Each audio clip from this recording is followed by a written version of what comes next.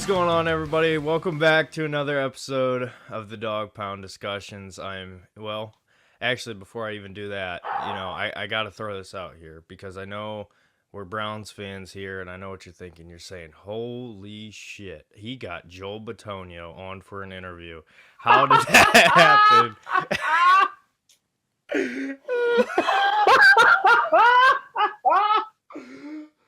Oh, shit. I would like to throw out. That is not Joe Bitonio, even though there are striking similarities. That is, of course, to my right, probably your left, Tony Battaglio. How are you doing, sir? Well, great intro this week. I didn't see that coming. Full disclosure, I had no clue that was gonna happen. Yeah. Shout out to that dude in the Facebook comments who said I need to hydrate more before the show. Yeah, I'll work on it, buddy. Hey. Anyways, welcome to episode 5. This is the Winston episode. I can't believe they continue to allow us to do this show because what have we accomplished in the last Winston 5 weeks, episode, Derek? baby. We just make fun of each other. That's the whole show. But anyways, what do you want to start with today, Derek? Well, Tony, there's some news in the NFL world, as there's been for the past couple weeks. One, L'Jarius Sneed has been in trade talks for a while now, and I was starting to wonder if it was going to get done. Well, guess what? Here we are. L'Jarius Sneed has been traded from the Kansas City Chiefs to the Tennessee Titans for 2025 third-round pick and a 2024 7th-round pick swap. So, a couple different avenues we can go with this real fast. L'Jarius Sneed, great player. If I'm not mistaken, Pro Bowl corner. Guy who's been in the league for a while, played at a high level for a while, on a great team, Super Bowl champions. Going for a 3rd-round pick and a 7th-round pick, Tony. We talk about trading Greg Newsome. I think Newsome you might be able to get more for just because of the age, but good move by the Titans. They've had a good offseason, other than Will Levis being their quarterback, but we'll see.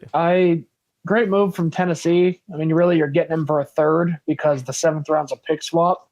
Feel bad for L'Jarius Sneed because you're going from a potential 3-peat down to probably a 3rd place finish in the AFC South, if not worse. So, unfortunate for L'Jarius Sneed himself, but good for Kansas City, good for Tennessee. Get some money off the book for the Chiefs. Gives the Titans a good playmaker that they desperately need. As for other NFL news, Mike Williams signed a 1-year deal with the New York Jets. I'm just happy it wasn't the Pittsburgh Steelers. It'll give Zach Wilson someone to throw to when Aaron Rodgers pops his other Achilles 5 plays into week 1.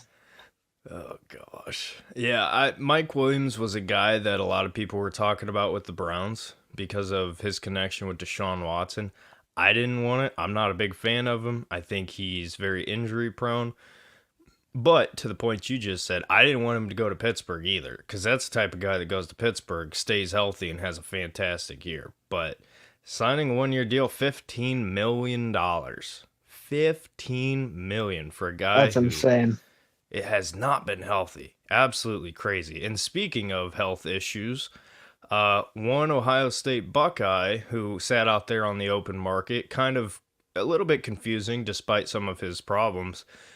Chase Young has finally been signed. 1-year deal with the New York Jets, so he's joining the Saints defensive line with Cameron Jordan. I think it's a good addition, Not bad for a year. What do you think, Tony? I like it. I think New Orleans loves having Ohio State players for some reason. Yeah. And one thing I've noticed, I will say, I don't ever yawn until we start this show. I think just hearing you talk makes me so tired. So tired of your voice and just hearing you week after week after week, man. You know what's funny is I don't ever get itchy before I get on this show, but staring at your beard all podcast long, it makes me just feel a little bit little bugs under the skin, if you will. I think you're just jealous you can't grow a beard this nice. Hey, I'd rather not be able to grow one at all than keep it long and lengthy like that one. Anyways, that's the only thing long and lengthy for you. The Steelers are Could say the in. same for you. Oh, really? You want to bring? Never mind. We're not going there. Brandon Ayuk is in the NFL rumor mill. I hope, Jacob, I hope you're enjoying this. This is what you've done here. Welcome to the show. Brandon Ayuk is in trade talks, allegedly. I don't know how much I believe it. We'll see. I know the 49ers have had just an unreal ability to sign players and bring players on despite the cap. They're one of the teams that people are like, oh, salary cap's fake. But regardless, I've heard rumors with Ayuk. And, I guess before we get into a potential buyer for Brandon Ayuk, do you think he gets traded? Do you think it's a possibility? No, honestly, I think they find a way to keep him. They have too many weapons out there. Here we go with the yawning again. But yeah, I think they have too many weapons out in San Fran. I don't see them letting Ayuk walk, and if they do, I hope to God it's not Pittsburgh. Yeah. So, well, you just said it. Pittsburgh Steelers are a team that allegedly is a possibility for Brandon Ayuk. Despite Ayuk and Mike Tomlin looking like twins, I don't understand how the Steelers make sense. You go out and get Russell Wilson. They lose Deontay Johnson, but is he a fit with their offense? I don't see it. Well, first you got to get him a quarterback that can get him the football. Good Lord, dude. Dude, you take make a me nap. Tired. You bore me, Derek. Really? You bore me. You know what, Jacob? Throw the picture back up. He deserves it. Grandma SquarePants. Throw the picture so back boring. up. Yep, Okay, there you go. Awesome. There Thanks, you go. Jacob. I'm glad this is what we're doing. Yeah. You bore me, man. That's all it is. Anyways, whatever, dude. The real question is, can Russell Wilson and Justin Fields get him the football? That's the problem. That's the fit for Pittsburgh and Brandon Ayuk. I don't think he'd have fun if he went there. I think he's better off with Brock Purdy. Even if he has to share touches with CMC and Kittle and all their other big-name guys, I think he's better off in the Bay Area where he actually has a scheme around him. Because let's be honest, I really do think he's the most explosive player in that offense. I think he's the best wideout option in that offense by far. And Ayuk is a dangerous threat. And again, if they do get rid of him, God, I hope it's anywhere else that isn't Pittsburgh or the AFC in general. I'd rather him not come to the AFC at all. It's already too stacked. Mm-hmm. One team off topic, well, I guess it's on topic, but one team that should absolutely be calling about him if he is on the open market is the Patriots. I think the Patriots, the Cardinals need to be all over Ayuk, all over T. Higgins. Like, I don't know. I mean, the Chargers have you out there at receiver. It's going to look like, I wish I sent Jacob that picture of you and Tino playing receiver. You are lucky on that one, buddy. Maybe next week. Yeah, maybe next week that one slides up. But, like, there's some teams that are in desperate need of receiver, and I could see a trade getting done, but I agree with you. I think Ayuk should end up staying with the 49ers. It's best for them. And honestly, I agree. I think it's best for him. Moving on, there's some Cleveland Browns news to cover here. The Browns have been a little bit busy this week, surprisingly for me. Why don't you kick us off here with some of the stuff the Browns got done? The Browns got a couple more reinforcements throughout the team, especially in the running back room, which is very much needed. Dante Foreman is now a Cleveland Brown. Potentially will possibly share return duties with Naheem Hines. It's very possible. Unlikely, but, we obviously didn't have the whole Jakeem Grant thing didn't work out. So now it's like Jakeem Grant. Pause. But Jakeem Grant. So, maybe try out Foreman and Hines both back there for punt and kick. Hines had 109 carries last year, and he ran for a little over nearly 4 yards a carry. I don't want to discredit him and say a little bit over 3 because it was about 4 yards a carry. He had 4 touchdowns. He had 77 receiving yards and a receiving touchdown as well. He's a formidable option. He's a good depth piece, especially with Nick Chubb still recovering. And as previously mentioned, we have Nyheim Hines still. We also have Jerome Ford. But as far as the running back room and what it's looking like, I think that Ford's going to get the bulk of the carries, and Chubb's still going to have the impact. Maybe not as much of an impact as he's used to, but still a little bit of an impact. We'll probably see Hines in the return game more, maybe Foreman for more returns, maybe some passing downs. Hines can also catch out of the backfield, so can Ford. We have a plethora of running backs, and I like it because we clearly need depth. Just like I like the fact that we're signing all these quarterbacks because of all the injuries we had last year. We're making sure we're stocked up. As for other Browns news around the league, Jerry Jeudy got paid. So what is your thoughts on bringing in D'Onta Foreman, and what is your thoughts on the new Jerry Jeudy extension? Yeah, so with D'Onta Foreman, I'm gonna keep bringing it up. I know him as the man who cost me from winning $800. Am I still bitter? A little bit, yeah. Yeah. Well, but it could be worse. You could bet on over 0.5 receptions for Harrison Bryant. Could be worse. You could bet $50 on Keno. Yeah. So yeah, the Browns signed D'Onta Foreman, and this is a guy that if you're a fantasy football owner, I think you want to think about putting him on your squad, because last year, Tony, we saw the Browns use Kareem Hunt, short yard situations, goal line, a lot of those sorts of things. I see kind of the same thing here with D'Onta Foreman, just a little bit bigger of a role. He's a bruiser. He's a guy who's going to just run downhill on you. Very similar as far as like what you're losing with Nick Chubb. You're getting a little bit of that back here with D'Onta Foreman. Obviously, it's not the same, but Chubb's it's going to be a process getting him back. I'll put it to you like that. It's going to be a process. You don't really know, even when he's back, you don't really know what he's going to be, right? We all think he's this just unbelievable superhuman player, which he is, but injuries are a real thing. And some of those guys, Superman himself, Cam Newton, fell apart after injuries. So Chubb is not an invincible player. Despite him already beating the same injury and coming back, you have to prepare for the worst, hope for the best. That's what this is. I think D'Onta Foreman is going to be that style of running back for you. Nyheim Hines, you mentioned it, the kick return, punt return guy. Also can use him on third down. And then Jerome Ford. I'm expecting Jerome Ford to maybe even take a bigger step forward this year. I think I would love to see that. It's absolutely time for him to, for lack of better terms, kind of get his shit together in the run game side of things, because he was great last year. Pass game, I'll never forget being in the bathroom at the Jets game when Flacco threw the ball to him and he just took it to the house, for the touchdown.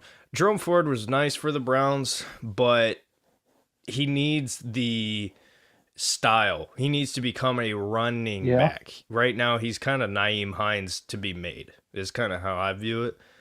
Yeah. Now, Tony, before I get to Jerry Jeudy, I want to bring up this point real fast. With the Browns signing D'Onta Foreman, that's now 3 running backs after, not even counting Nick Chubb. So with Chubb, you got 4 running backs there. I can't see the Browns keeping 4 running backs. And also, heading into the draft, I thought running back was going to be a spot they address.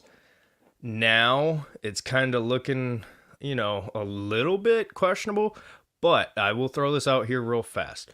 I think next year's running back class is better because you got the Ollie Gordons of the world, Trevion Henderson, Quinshon Judkins, Donovan Edwards. So there are, in my opinion, better running backs in next year's class as far as depth goes. So I don't think the Browns maybe want to draft a running back this year, but do you think we carry 4 running backs on the roster? No, honestly, I think Foreman, if anything, he might be the casualty. He may just be a camp body. Maybe we're wrong about what kind of role we think he's going to play this season. But You never know at the same time. And like I said, injuries happen. One of these guys could get hurt, and all of a sudden you're back down to three running backs. Chubb's recovery could be delayed, and you have three running backs. So I'm okay with carrying them as long as it's humanly possible heading into the season. Just like I'm okay with potentially carrying four quarterbacks as well, regardless of what DTR's future on this roster looks like because of the signing of Tyler Huntley. But yeah, I love having bodies. Depth is the most important thing in the NFL, any sport. You got to have bodies that can come in and play. And I think we learned a lot from last season. We are loading up on NFL caliber players who can step in and play if needed. Mm-hmm. Yeah, no, I agree. I can't see Foreman being the guy that they move on from. I would more so see it maybe being Hines. I can't see them doing anything with Ford, but I don't know. It's kind of it's a weird situation. But in terms of guys who are not going anywhere anytime soon, you mentioned it. The Browns extended Jerry Jeudy to a 3-year contract worth up to $58 million, 41 of that guaranteed. So I'm going to let you go first on Jerry Jeudy. A lot of people freaking out about it. Some people throwing a fit, some people really happy. Oh, yeah. What's your thoughts? Very, very dividing of the fan base on this Jerry Jeudy extension. A lot of people think he doesn't deserve it. I am in the minority here. I think he definitely deserves it. I think he's a great wide receiver, and I think he's going to break out in Cleveland with either Deshaun Watson or Jameis Winston, depending on how Deshaun plays and stays healthy. Now, Jeudy, dynamic playmaker, the perfect number 2 to Amari Cooper. You can't cover everybody. It's like playing with LeBron. You play with LeBron, you're going to play better because the floor is more wide open for you.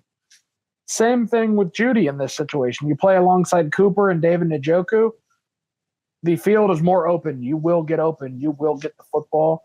You will show a lot of Browns fans and NFL fans in general that you did deserve the contract you got. I'm happy about it. I think it's a steal. I think it's one of those contracts that we look back on and we're like, wow, we got him for a great price in a couple years when everyone else gets paid. But speaking of dividing the fan base, there is one Cleveland Browns re-signing that we have not mentioned. Cade York is back in Cleveland. Oh, well, before we do that, hold on Jeudy real fast. The numbers have come out on Jeudy. So I have it in front of me here real fast. So originally I had thought that the contract was including his 5th-year option. So he's going to be playing on a $3 million contract essentially this year because the Browns restructured, turned his 5th-year option essentially all into a signing bonus. And then looking towards the future, it's going to be $16 million in 2025. So it's a little bit of an increase. And then in 2026, it's 13. And then in 2027, it is 17. Now, a lot of people are freaking out.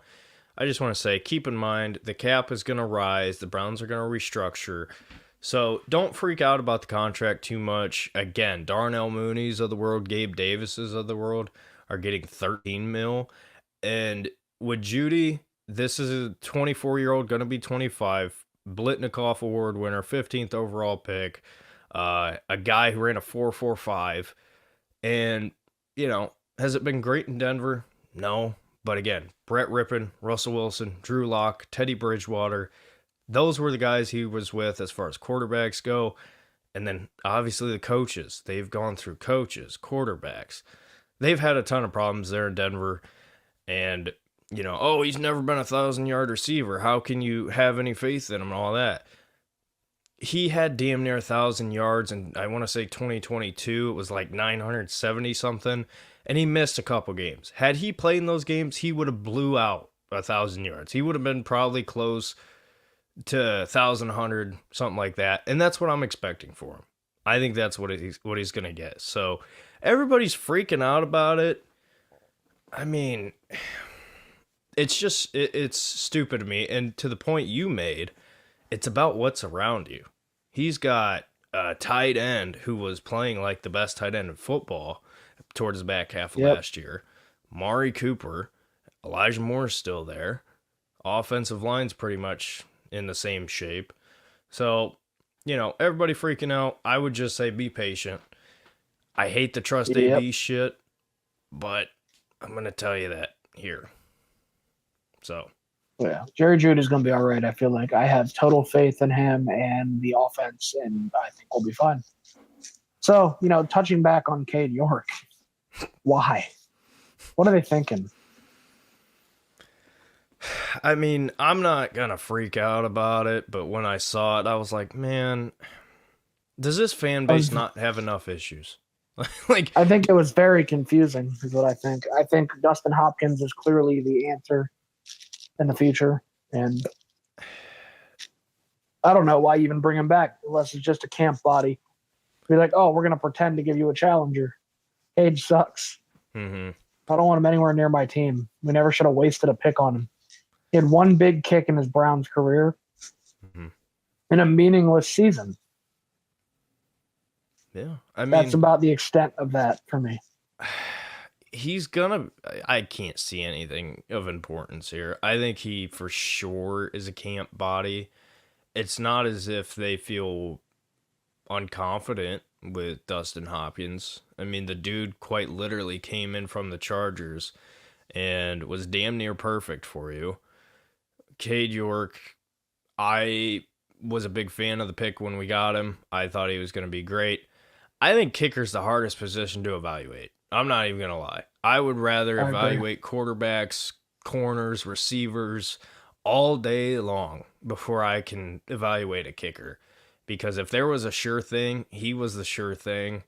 The dude was just absolutely bombing kicks at LSU and comes into Cleveland and, for whatever reason, the simplest of kicks he made look very hard.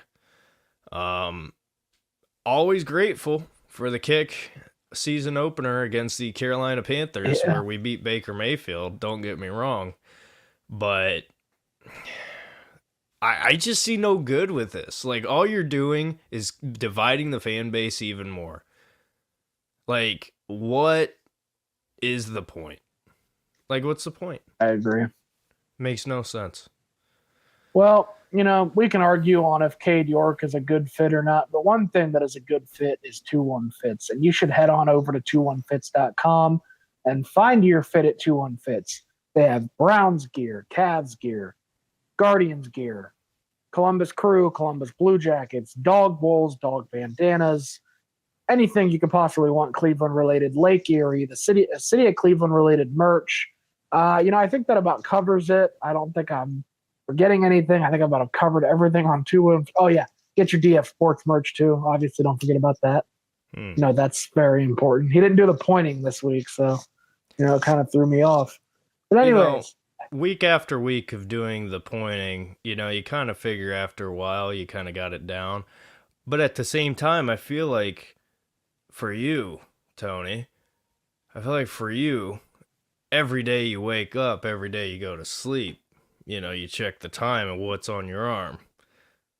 You see my logo. And if you see my logo, you should just know. I don't think you can see it, but you can see it kind of, but you should just know that you need to go to TwoOneFits.com because that's where you can get the merch to match that. Yeah, I love your Derek. Yeah. So if you haven't been paying attention, it has been all but basically confirmed the Cleveland Browns are going to open up the season in Brazil against the Philadelphia Eagles. I don't know if I like that very much. Philadelphia is an early season team, and we're opening the season on a Friday night, which is even weirder. And we're going to a place where they will wax you down to the follicle in your hair. And I don't know if I trust my quarterbacks in a country like that.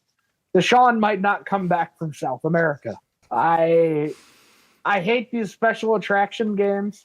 And I'm going to be even more mad if it's a home game for us because that means we lose one in Cleveland, which is kind of irritating. I don't care if it's London. I don't care if it's Germany. I don't care if it's France, Mexico, Brazil, Canada. I don't care if you want to go and have a game in the fucking downtown North Korea. I hate these damn special attraction games. They're so stupid. Oh my I get god. it, you want to expand the game, but come on, we do not need to go to Brazil on a Friday to open up the season.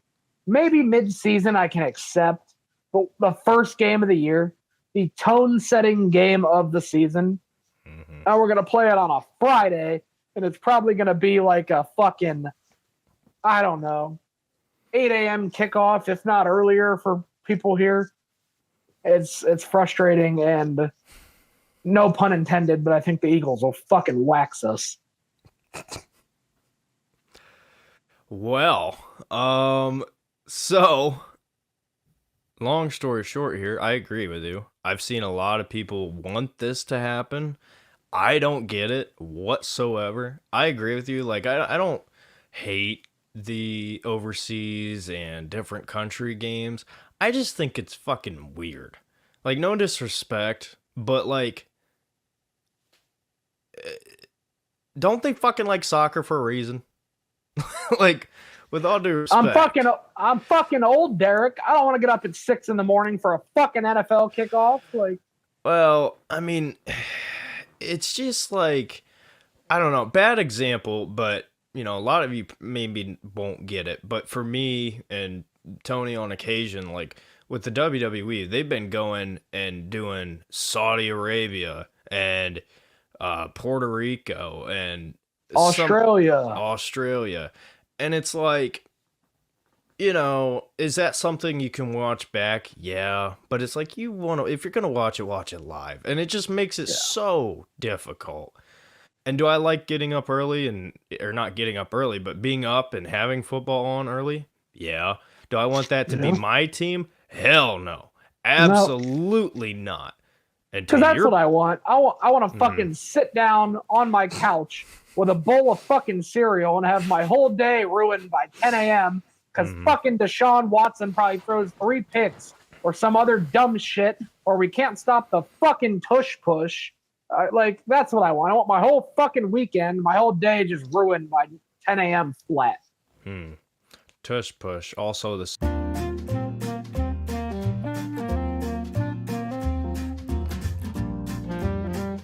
I just don't think you can say that.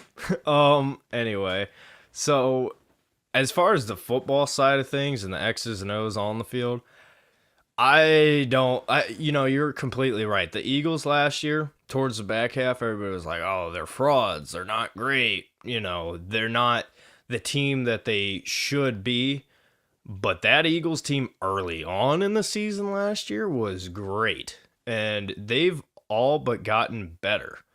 They add Saquon Barkley to a backfield with Jalen Hurts, an offensive line that's already good, and they still bring back A.J. Brown, Devontae Smith, Dallas Goddard. Like, that team is a damn good team. I think Sirianni's a clown, personally. I'm not a fan of his really at all. But at the same time, like, he's got so much talent to work with there. And you look, dude, year 2 of Jalen Carter. Like, the Eagles are going to be a good team. Are they a playoff contender? Are they actually going to be legit and make a Super Bowl run again? That remains to be seen. We'll have to find out.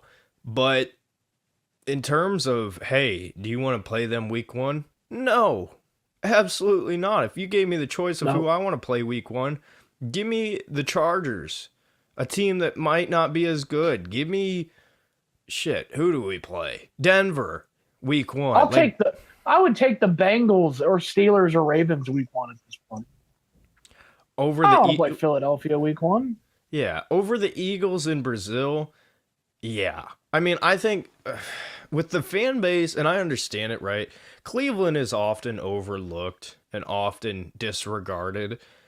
And it sucks. It's not fair to us, right? We're a damn good team and we're a damn good city.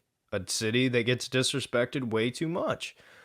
And I think a part of the fan base thinks that this is the NFL acknowledging us and kind of treating us as a team that's important. I don't see that at all. I think this is the NFL being like, fuck you. Guess what? You get the Eagles. You get to be sent to a different country. And now listen, there's two sides of this, right? The Browns go out, beat the Eagles, and look good. Hey, that's amazing.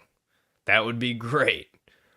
But there's also the flip side of it, of like you said, Browns go out, get smacked around.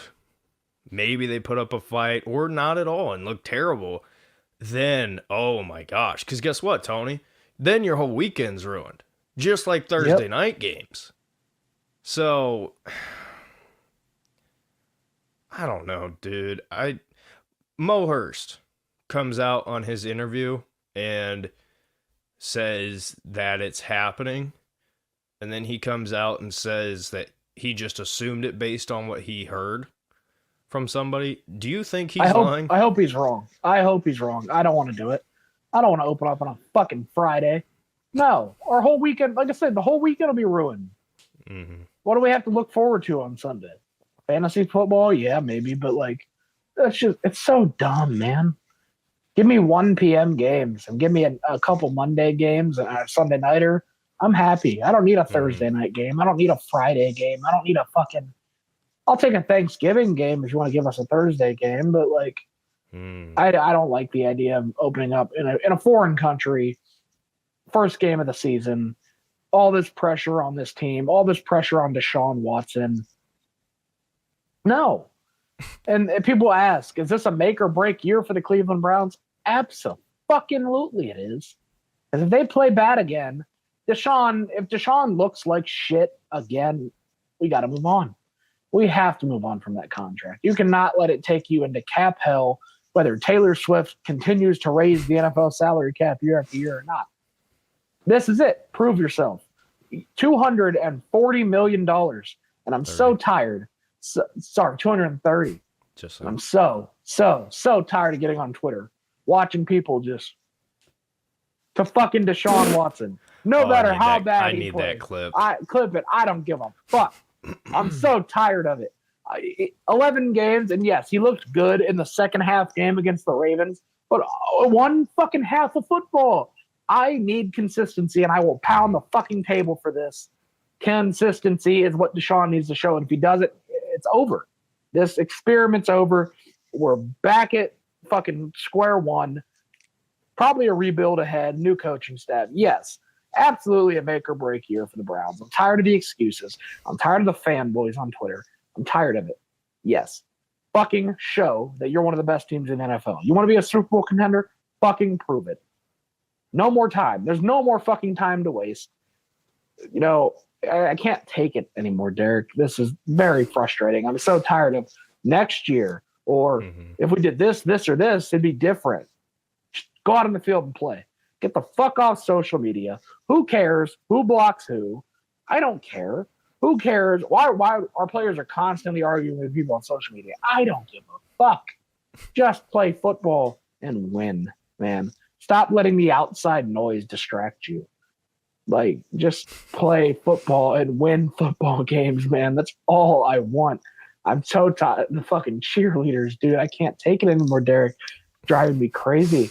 I feel the same way with Notre Dame fans, man. It's always next year, or go cheer for a different team. Or, fuck you. I want my team to win, man. Why? Like, I'm so tired of these glass half empty or glass half full fans, bro. I just want a winning football team.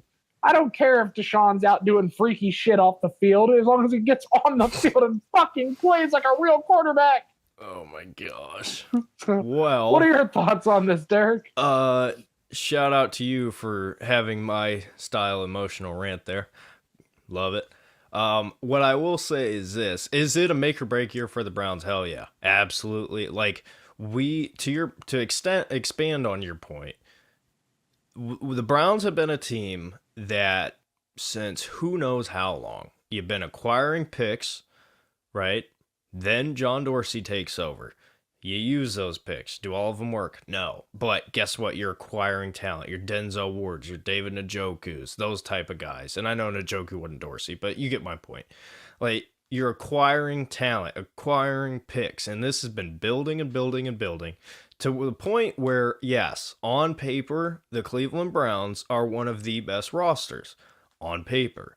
But we've had this on paper conversation for many, many years in a row. Now, last year, it was a unique situation to where the team went 11-6, still performed.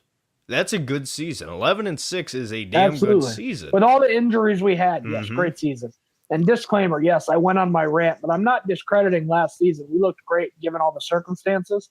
Mhm. But just like Deshaun, I want some consistency, man. I want another winning season. Yeah. I don't want one step forward, two steps back. Continue, Derek. Sorry to cut you off. No, you're good. But that's what it comes down to, right there. Is the bar? The standard has been set.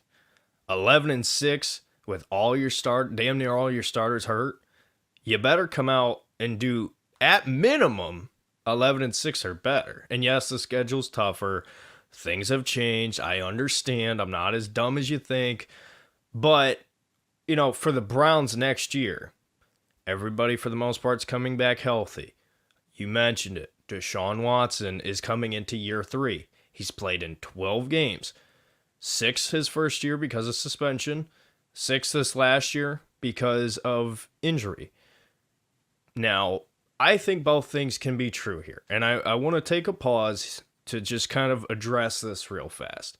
You have a portion of people who are the Deshaun Watson is a top 3 quarterback. He's great. He's awesome. He's amazing. You have those sorts of people.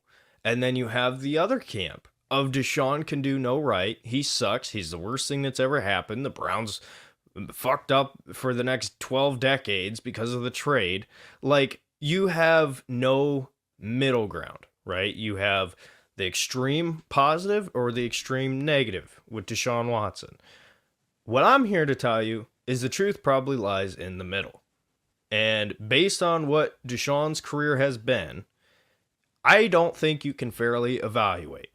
And I've said it time after time after time after time after time. Before we can have a conversation on if Deshaun Watson is the guy, is your franchise quarterback, he has to play on the field.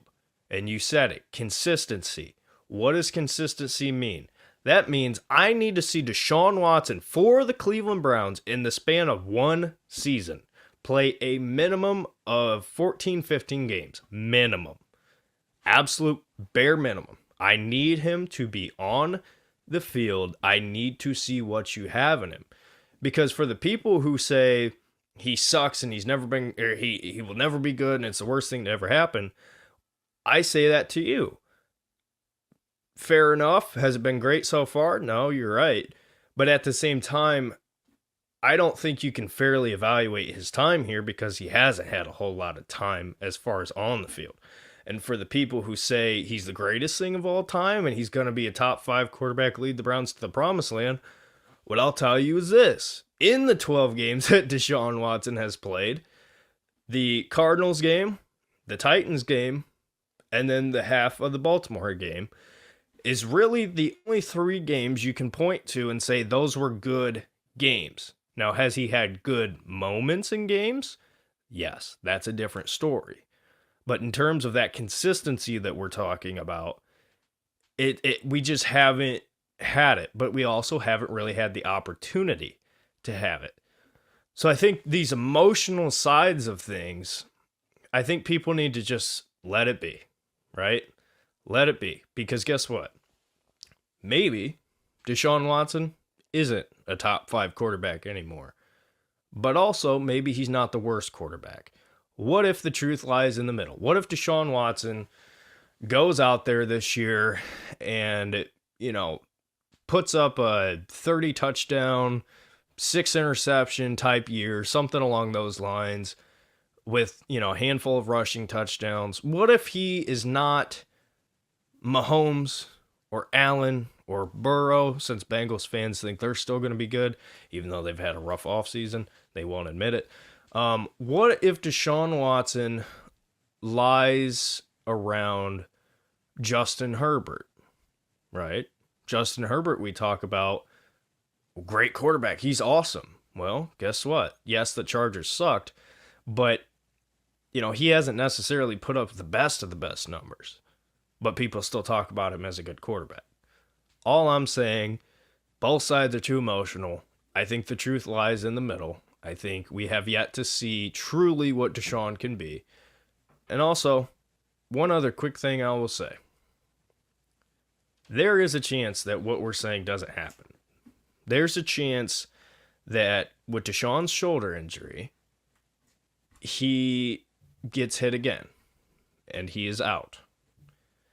If that were to be the case, that Deshaun Watson is hurt again, 100% spot on correct, the Browns must look elsewhere. They have to find a way to figure it out. Because the NFL you got a short window. And the Browns have been finding ways, I think, to extend their window another year or two. But I'm not going to sit here and wait around on Deshaun Watson to try to be healthy. Like, that's just not something I'm willing to do. So I agree. Yeah. But anything about that you want to address? No, I think I kind of got my rant out of the way. Let's move to a much more positive segment, and we are back with our 5th edition of Honky of the Week. Derek, if you'd like to take it away, who is our 5th winner of the Honky of the Week award? So our winner this week, in my opinion, is one of the worst honkies to ever exist, at least in the span of football.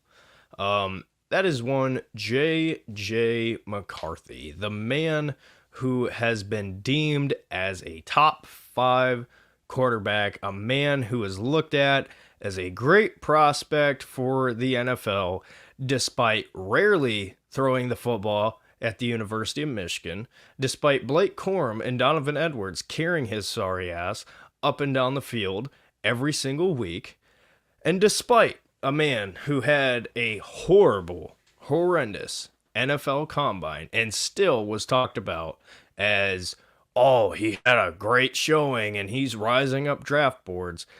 Tony, I'm here to tell you and the people at home, this whole J.J. McCarthy hype needs to be studied for years to come, because I have never seen a quarterback more mid get so much hype. Trey Lance was better coming out.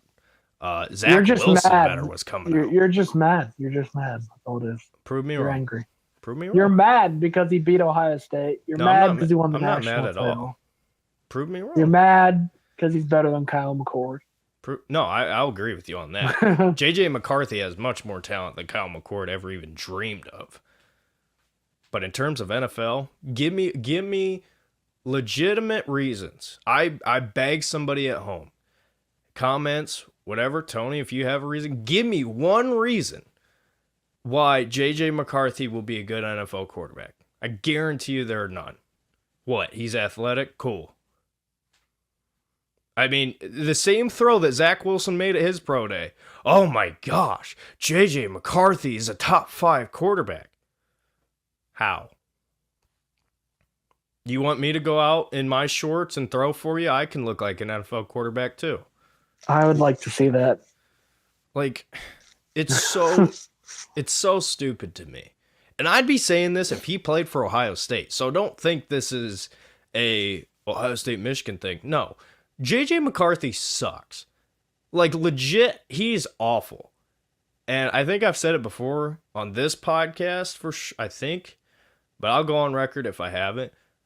The team that selects J.J. McCarthy, their head coach and their general manager will be fired by year 3 into him being a quarterback in the NFL. Yeah. I mean, I can agree with you on that. I don't think he's going to be anything special. I kind of love when Ohio State fans get upset. It feeds my ego. But I'm not upset as a Michigan thing. Like, if you want me to be mad at a player from Michigan, I'll be mad at Blake Corum. I'll be mad at Donovan Edwards, because those are the 2 guys that have beat us. It ain't JJ. What has JJ done against us? Except be average. Well, that'll be it for us tonight. today, whatever time you're watching this podcast. Join us next week for a little bit of spring football recap, and we are going to delve a little bit into the draft with the upcoming NFL draft starting in about a month. Fun time of the year. We're really at a dead period right now in the NFL season, so it's nice that draft season's gearing up and coming around the corner even more. And is there anything else you want to add to wrap up the show? Yeah, so we wanted to give out a special thanks. For those of you unaware, we are proud to be a part of the Dogs Media Network. Everything from college football, college baseball, the NFL, and much more. There is a team of writers putting out great content every day, growing lists of podcasts to check out. Go to collegefootballdogs.com to support the show and the work that we are doing here at the Dogs Media Network.